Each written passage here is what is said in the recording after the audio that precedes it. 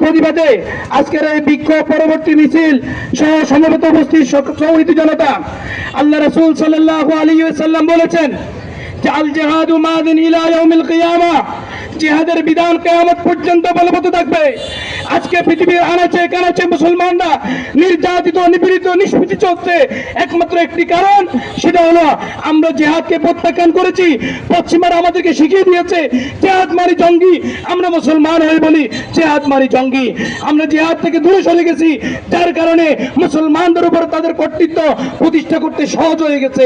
ও মুসলমান, তোমরা জানো না তো কেন কেন তারা তোমাদেরকে ঘুমিয়ে রেখে তোমাদের জিহাদ নামক ফরজ বিধানকে তোমাদের সামনে জঙ্গি এবং উগ্রবাদ হিসেবে উপস্থাপন করে তোমাদেরকে ঘুমিয়ে রেখেছে, তোমাদেরকে পদদলিত করার জন্য, নিষ্পেষিত করার জন্য, নির্যাতিত করার জন্য, তোমাদেরকে গোলাম বানিয়ে রাখার জন্য। ও মুসলমান, তোমরা সেদিনে স্বাধীন হবে, সেদিনই তোমরা স্বাধীন হবে যেদিন তোমরা জিহাদকে ফরজ বিধান হিসেবে মেনে নিবে। হাজিরিন, আমি আজকে একটি কথাই বলবো, সেটা হলো জিহাদ আমাদের উপর একটি ফরজ বিধান। উযিনা লিল্লাযীনা ইউকাতিলুনা ফি সাবিলিল্লাহ। আল্লাহ রাব্বুল আলামিন রাসূলুল্লাহ সাল্লাল্লাহু আলাইহি ওয়াসাল্লামের উপর যখন মক্কার কুরাইশ কর্তৃক নির্যাতন, নিপীড়ন মদিনায় হিজরত করার পরও বন্ধ হচ্ছে না, তখন জিহাদের বিধানকে আল্লাহ তাআলা অনুমতি দিয়েছেন, আর এই বিধান কিয়ামত পর্যন্ত বলবৎ থাকবে।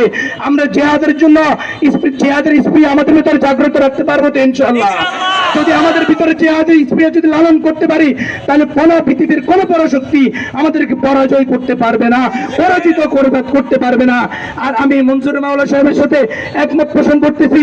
আমাদের ব্যবসায়ী ভাইদের কাছে অনুরোধ থাকবে, যাদের দোকানে ইসরায়েলি পণ্য আছে এখন রাস্তায় ফেলে দেন। যদি আপনি মুসলমানের বাচ্চা হয়ে থাকেন, যদি আপনি মুসলমানের বাচ্চা হন, ইসরায়েলি পণ্য রাস্তায় ফেলে দেন, রাস্তায় ফেলে দেন।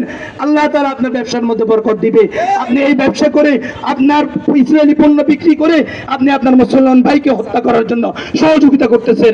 আপনিও হত্যা, আপনিও দোষী, আপনিও অপরাধী, আপনি অপরাধী। আপনি যদি মুসলমান হয়ে থাকেন, ইসরায়েলি পণ্য দোকান থেকে রাস্তায় ফেলে দেন, সামনে কোন ইসরায়েলি পণ্য আপনারা দোকানে আনবেন না, বয়কট করবেন। আর আমরা আলেম সমাজ, মডেল মসজিদের ইমাম সাহেব বলেছেন, ইসরায়েলি কোন পণ্যের ডিলার, কোন গাড়ি, পণ্যবাহী গাড়ি এই ছাগলনাইয়ের মাটিতে আজকের পর থেকে প্রবেশ করবে না।